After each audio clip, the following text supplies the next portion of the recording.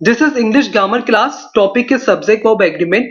आज से हम ग्रामर की नई क्लासेस स्टार्ट कर रहे हैं जिसमें हम सारे चैप्टर डिस्कस करेंगे और उनमें जो भी इंपॉर्टेंट टूल्स हैं जो एग्जाम में पूछे जा सकते हैं उनको हम डिटेल में पढ़ेंगे और जो बहुत ही रेयर केसेस में पूछे जाएंगे उनको हम एग्जाम्पल के सारे कवर करेंगे कि जिससे कि हमारी जो लर्निंग है वो इफेक्टिव रहे। Okay, so let's start. First rule is neither of and either of. बहुत ही इंपॉर्टेंट रूल है और लास्ट ईयर इस पे एरर्स पूछी गई है। तो पहले समझते हैं कि neither of either of means होता क्या है। देखिए, जब आप बोलते हैं दो में से किसी ने भी नहीं तब वहां पे हम यूज करते हैं नाइदर ऑफ। जब आप बोलते हैं दो में से किसी एक ने तब वहां पे हम यूज करते हैं आइदर ऑफ। एक एग्जांपल से समझते हैं। आप किसी क्लास में और आपने दो स्टूडेंट को वर्क दिया, उन दोनों में से किसी एक ने भी वर्क नहीं करा तो आप वहां पे बोलेंगे नाइदर ऑफ। ठीक है, किसी ने भी वर्क नहीं करा तो आप वहां बोलेंगे नाइदर ऑफ।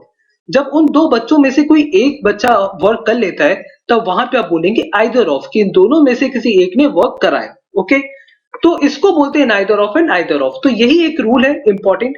अब जस्ट सपोज दैट कि चार स्टूडेंट्स थे, आपने उन चारों को वर्क दिया और उन चारों ने वर्क नहीं करा। ठीक है, तब वहां पे आप नाइदर ऑफ का यूज नहीं करेंगे, वहां पे आप यूज करेंगे नन ऑफ का। ठीक है, इस ये बहुत ही इंपॉर्टेंट रूल है। जब दो से ज्यादा लोग होते हैं और उनमें से कोई भी नहीं होता तब वहां पे हम नन ऑफ का यूज करते हैं। जब दो से ज्यादा लोग होते हैं और उनमें से कोई वर्क करता है तब वहां पे हम वन ऑफ का यूज करते हैं। बहुत ही इंपॉर्टेंट रूल है ये। चलो एग्जाम्पल से समझते हैं इसको। तो पहला एग्जाम्पल लिखा है neither of his four sons looked after him. मतलब उनके चारों बेटे में से उनका कोई भी ध्यान नहीं रखता था। ठीक है, नहीं, उनके चारों बेटों में से। तो यहाँ पे हम नाइदर का यूज नहीं कर सकते, यहाँ पे नाइदर रॉन्ग है। यहाँ पे क्या यूज करेंगे, नन ऑफ। ठीक है, यानी जब भी दो से ज्यादा लोगों के बारे में बात करते हैं तब वहां पे हम नन ऑफ का यूज करते हैं। बहुत second is either of the five members is that fault. मतलब इन पांच मेंबर में से कोई एक है जो दोषी है। ठीक है, तब अब वहां पे आप क्या यूज करेंगे, यानी पांच मेंबर में से कोई एक है तो हम यहाँ पे क्या यूज करेंगे, one of the five members is that fault. तो यहाँ पे आइदर ऑफ भी गलत होगा। तो जब भी दो चीजों के बारे में बात करते हैं, दो सब्जेक्ट के बारे में बात करते हैं, तब वहां पे हम नाइदर और आइदर का यूज करते हैं। जब दो से ज्यादा चीजों के बारे में बात करते हैं तो नन ऑफ और वन ऑफ का यूज करते हैं। ओके, बहुत ही इंपॉर्टेंट रूल था ये।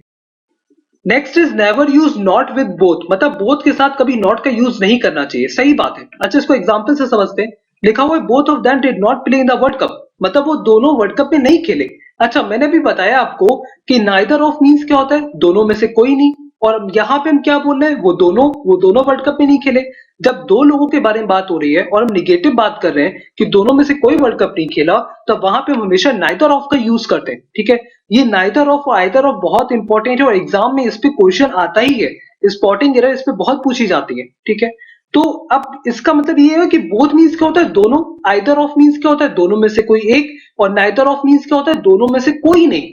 तो ये बहुत ही इंपॉर्टेंट वर्ड्स हैं, आपको याद रखने हैं एग्जाम में। Okay, next rule is many a या an more than one should be followed by a singular noun and singular verb. Many a या an and more than one ये हमेशा सिंगुलर नाउन और सिंगुलर वर्ब के साथ आने चाहिए। ये भी बहुत ही इंपॉर्टेंट रूल है। देखिए, मैनी और मैनी ए या एन में पहले डिफरेंस समझ लेते हैं। मैनी मीन्स होता है बहुत सारे और मैनी ए या एन मीन्स क्या होता है, बहुत से एक। ठीक है, तो इसका मतलब लगभग एक ही होता है, लेकिन मैनी ए या एन को राइटर, पब्लिशर इसको यूज करना ज्यादा पसंद करते हैं। मीन्स इसको बहुत फॉर्मल माना जाता है, इसको मैनी से अच्छा माना जाता है। इसलिए इसका यूज जो होता है वो न्यूज़पेपर में होता है, लिटरेचर में होता है। ओके, अब इसको एग्जांपल से अच्छे से समझ लेते हैं। देखो, पहला लिखा है many an accidents have taken place here. तो मैंने बताया कि मैनी एन के साथ क्या आना चाहिए, जब भी मैनी ए या एन लिखा हो तो उसके साथ सिंगुलर नाउन और सिंगुलर वर्ब आनी चाहिए। यहाँ पे क्या लिखा है, एक्सीडेंट्स, तो ये रॉन्ग है ना। यहाँ पे क्या होना चाहिए था, many an accident. Okay, S को हट जाना चाहिए। फिर लिखा हुआ हैव, ये भी रॉन्ग है क्योंकि सिंगुलर वर्ब आनी चाहिए। यहाँ पे क्या आना चाहिए था, many an accident has taken place here. अब ये जो स्टेटमेंट है वो करेक्ट हुआ। बट अगर यहाँ लिखा होता many accidents have taken place here तो वो सही होता।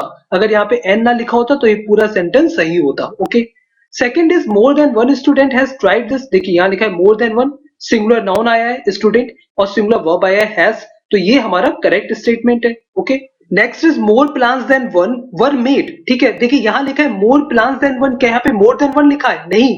यहाँ लिखा है मोर प्लान्स देन वन, यहाँ पे ये कनेक्टर की तरह है तो यहाँ पे वर्ड जो है ये सही लिखा हुआ है। यहाँ हमने क्या पढ़ा था, मोर देन वन, तो मोर देन वन के साथ सिंगुलर नाउन और सिंगुलर वर्ब आती है जो हम फॉलो कर रहे थे। बट यहाँ क्या है, मोर प्लान्स देन वन। तो एग्जाम में इस बात का ध्यान रखना है, अगर नो एरर का क्वेश्चन आएगा तो वो इस फॉर्म में आ सकता है। Okay, fourth is more than one of the people are going. देखिए, एक रूल और इंपॉर्टेंट है, वो ये है कि मोर देन वन कभी भी ऑफ के साथ और प्लूरल सब्जेक्ट के साथ आता है, यानी प्लूरल नाउन के साथ आता है, तो उसके साथ हमेशा प्लूरल वर्ब आती है, यानी ये यहाँ पे सही लिखा है more than one of the people are going. तो सिंपल सी एक बात ये है कि मोर देन वन जब अकेला हो या फिर मोर देन वन के साथ सिंगुलर सब्जेक्ट हो तब वहां पे सिंगुलर वर्ब आएगी। Next rule is when two or more subjects are joined by as well as, like, unlike, besides, etc. The verb is used to according to the first subject। बहुत ही important rule है ये। देखिए ये कह रहा है जब भी दो या दो से ज्यादा subject as well as, like, unlike, besides के साथ कनेक्ट होते हैं, मीन्स ये कनेक्टर्स हैं, as well as, like, unlike, besides, together with, along with, ये सब कनेक्टर्स हैं जो दो या दो से ज्यादा सब्जेक्ट को कनेक्ट करते हैं। ठीक है, तो इनके पहले सब्जेक्ट के अकॉर्डिंग वर्ब आती है। जैसे मैं आपसे बोलूं Ram as well as his friends, तो यहाँ पे जो वर्ब आएगी वो राम के अकॉर्डिंग आएगी, मीन्स वॉज आएगी, इज आएगी। तो अगर देखिए एग्जाम पॉइंट ऑफ व्यू से कौन कौन से इंपॉर्टेंट कनेक्टर्स है जो आपको याद रखने हैं एग्जाम के लिए, देखिए सबसे इंपॉर्टेंट एज वेल एज। ठीक है, एज वेल एज मीन्स होता है साथ ही साथ। ओके, सेकंड नंबर पे अनलाइक, मतलब बिल्कुल विपरीत, जैसे लाइक मीन्स होता है ये इसकी तरह, और अनलाइक मीन्स इसके विपरीत। ओके, ये भी बहुत ही इंपॉर्टेंट है। थर्ड है इन एडिशन टू, इस पे भी अब क्वेश्चंस आने लगे, ये भी बहुत ही इंपॉर्टेंट है, in addition to.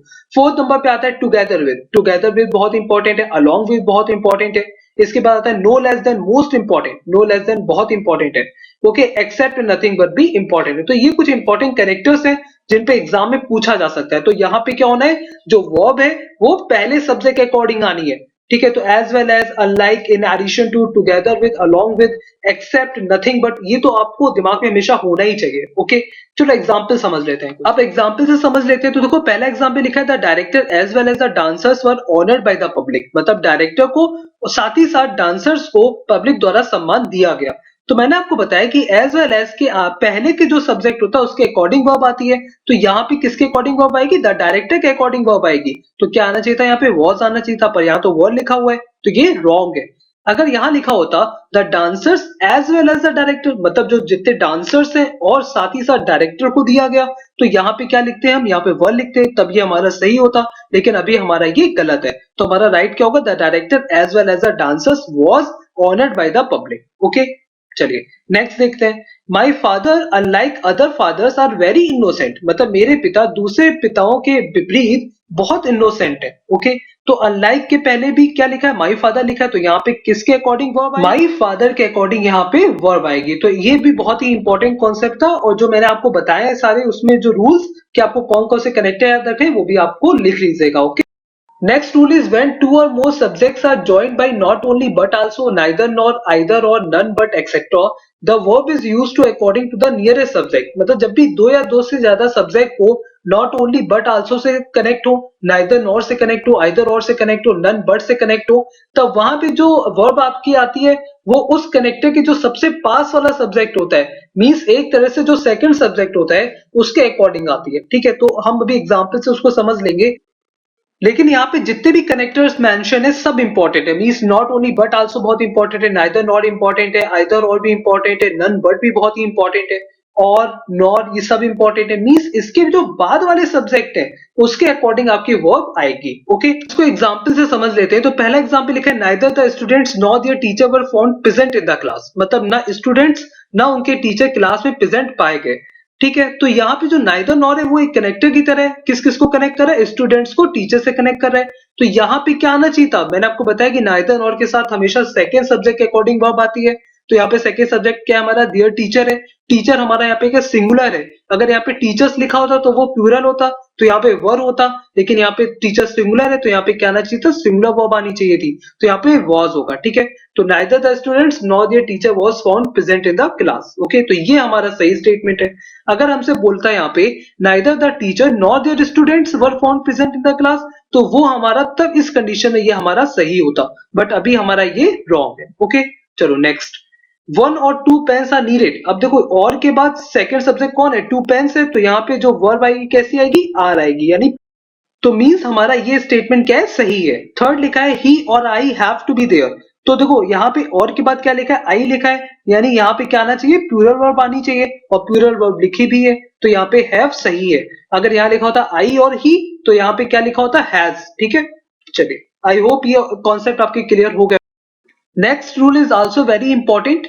Neither, anyone, either, each, none, every, ये जब भी प्रोनाउन और एडजेक्टिव की तरह यूज होते हैं, इनके साथ थर्ड पर्सन और सिंगुलर वर्ब रखी जाती है। ओके, जैसे एग्जांपल्स इसको समझते हैं। यहाँ लिखा है neither of the two boys have played, मतलब दोनों में से किसी भी बॉय ने, दोनों में से किसी लड़कों ने भी नहीं खेला। ओके, तो यहाँ पे हमें क्या लिखना था, हैज लिखना था। यहाँ पे ये गलत लिखा हुआ है। यहाँ पे क्या होना चाहिए था, neither of the two boys has played. Okay, यहाँ पे सिंगुलर वर्ब फॉलो होनी चाहिए थी। Okay, next is either of us has done their work. अब देखिए यहाँ पे ये तो सही है, either of us has, but यहाँ पे थर्ड पर्सन को फॉलो करना है, तो थर्ड पर्सन का यहाँ पे क्या आएगा, हिज आएगा। इस पर्टिकुलर रूल पे यहाँ पे देयर को हटा के हिज आएगा, either of us has done his work. Okay, इस पर्टिकुलर रूल पे हर एग्जाम में एरर आती ही है। कभी ईच के साथ दियर लिख देंगे, कभी एवरी के साथ दियर लिख देंगे, आइदर के साथ दियर लिख देंगे, तो आपको वहां पे थर्ड पर्सन का यूज करना है। ओके, ये बहुत ही इंपॉर्टेंट रूल है। Next rule is when each is used after subject the verb is plural, मतलब जब भी सब्जेक्ट के बाद अगर ईच का यूज करेंगे आप, तो वहां पे हमेशा प्लूरल वर्ब का यूज होगा। जैसे we each have done our work, तो यहाँ पे वी के बाद ईच आया, यानी यहाँ पे क्या होगा, हैव। तो ये करेक्ट स्टेटमेंट है। सेकेंड लिखा है दे ईच आर वेरी स्ट्रॉन्ग, ठीक है, वो सब बहुत ज्यादा स्ट्रॉन्ग है, बहुत ज्यादा मजबूत है। तो यहाँ पे आर जो है वो सही है। ओके, तो अगर किसी सब्जेक्ट के बाद आपका ईच यूज हो रहा है, तो वहां पे प्लूरल होगा। Okay, next rule is the verb is singular if the two or more than two nouns or adjectives separated by and या connected by and refer to the same person or thing। मतलब जब verb singular होती है, जब भी दो या दो से ज्यादा noun या adjective को and द्वारा connect किया जाता है और वो एक person या एक चीज को refer कर रहे होते हैं, तब वहां पे verb जो होती है वो singular होती है। ओके, जैसे पहला एग्जाम्पल लिखा है my friend teacher and cook have come, मतलब मेरा दोस्त जो टीचर भी है और कुक भी है वो आ गया है। ओके, तो अब यहाँ बात ये आती है कि आप इसको पहचानेंगे कैसे कि ये एक ही चीज के बारे में बात हो रही है, क्योंकि अगर आप देखें तो यहाँ लिखा है माई फ्रेंड, फिर कॉमा लिखा है और फिर लिखा है टीचर और फिर लिखा है एंड कुक। ओके, तो हमें कैसे पता चलेगा कि ये इसी के एक ही चीज के बारे में बात कर रहा है। तो एक बात का हमेशा ध्यान रखना, हमेशा देखना कि क्या यहाँ पे पजेसिव प्रोनाउन या फिर किसी आर्टिकल का यूज करके इसको अलग करा गया है कि नहीं करा गया है। जैसे यहाँ लिखा है माई फ्रेंड, अगर यहाँ लिखा होता my friend, my teacher and the cook, इसका मतलब ये होता है कि तीनों अलग अलग है। लेकिन यहाँ लिखा है माई फ्रेंड और उसके बाद कोई भी ना पजेसिव प्रोनाउन का यूज हुआ, ना यहाँ पे कोई आर्टिकल का यूज हुआ, इसका मतलब ये एक ही के बारे में बात कर रहा है। ओके, तो my friend teacher and cook has come. Okay, तो इस तरह से इसका आंसर क्या होगा, हैज। ओके, ये हमारा पहला वाला रॉन्ग है। ओके, नेक्स्ट लिखा है the secretary and cashier was present. Okay, अब इसमें बोल रहा है कि ये सही है कि नहीं, तो ऑब्वियसली ये सही है। क्यों, यहाँ पे देखिए द सेक्रेटरी लिखा है और फिर लिखा है एंड कैशियर। ठीक है, तो यहाँ पे क्या कोई पजेसिव प्रोनाउन का यूज हुआ या फिर यहाँ कोई आर्टिकल का यूज हुआ, नहीं हुआ। ठीक है, तो इसलिए यहाँ पे क्या होगा, यानी एक ही के बारे में बात हो रही है, यानी वही सेक्रेटरी है और वही कैशियर है। सेकंड पढ़िए स्टेटमेंट। सेकंड मैंने इसीलिए आपके लिए लिखा हुआ है the secretary and the cashier were present, तो यहाँ पे ये सही होगा। क्यों, देखिए यहाँ पे लिखा है द सेक्रेटरी, यानी सेक्रेटरी और कैशियर, कैशियर के आगे क्या लिखा है, आर्टिकल लगा है द, यानी दोनों अलग अलग है, सेक्रेटरी अलग है, कैशियर अलग है, ये दोनों प्रेजेंट थे। ओके, तो इसलिए इस तरह से इसको डिस्टिंग्विश किया जाता है। Next is Ravi, Deepak and Shweta classmates. देखिए यहाँ लिखा है रवि, दीपक और श्वेता ये क्लासमेट्स हैं, यानी तीनों अलग अलग है और तीनों क्लासमेट्स हैं, तो यहाँ पे ये आर आएगा।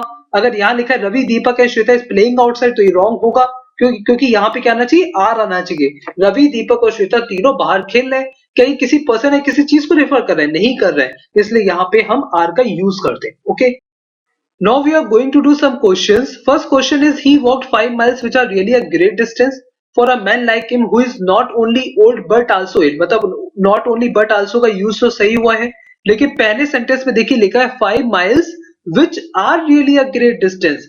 कभी भी कोई भी अमाउंट हो, सम हो, क्वांटिटी हो, टाइम हो, उसको हम स्पेसिफाई कर दें। जैसे यहाँ लिखा है माइल्स और हमने इसको स्पेसिफाई कर दिया 5 लिख के कि 5 माइल्स हमने चला। ठीक है, तो यहाँ पे अब ये एज अ होल हो गया, यानी अब इसके साथ जो आएगा वो आएगा सिंगुलर वर्ब, यानी इसके साथ क्या आना चाहिए, he walked 5 miles which is really a great distance। Okay, तो यहाँ पे आर जो होगा वो गलत होगा। Okay, second, the secretary and principal of the college are attending the district development council meeting.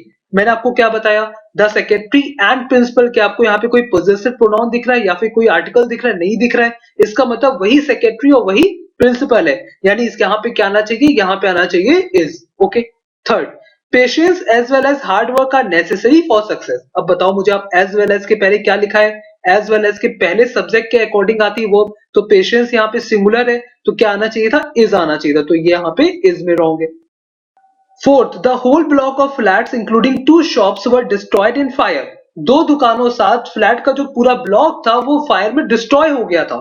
यानी यहाँ पे बात किसकी हो रही है? यहाँ पूरे ब्लॉक की बात हो रही है, एज अ होल बात कर रहे हैं। तो यहाँ पे क्या आएगा? वॉज आएगा। तो the whole block of flats including 2 shops was destroyed in a fire. Okay, यहाँ पे क्या लिखा था? वर, तो आंसर होगा वॉज। ओके, तो ये कुछ एरर्स थी और कुछ बहुत इंपॉर्टेंट रूल्स थे। आई होप ये लेक्चर आपके लिए बहुत यूजफुल रहा होगा। Okay, so that's all for today. If you like our effort, please do not forget to like the video and share the video with your friends. जहां भी share कर सकते हैं प्लीज शेयर करिए एवं कमेंट करके बताइए कि आपको वीडियो कैसी लगी। अगर आपने सब्सक्राइब नहीं किया है तो सब्सक्राइब कर लीजिए जिससे कि आपसे कोई वीडियो मिस ना हो जाए। Okay, so now we will meet in next video. Have a very nice day.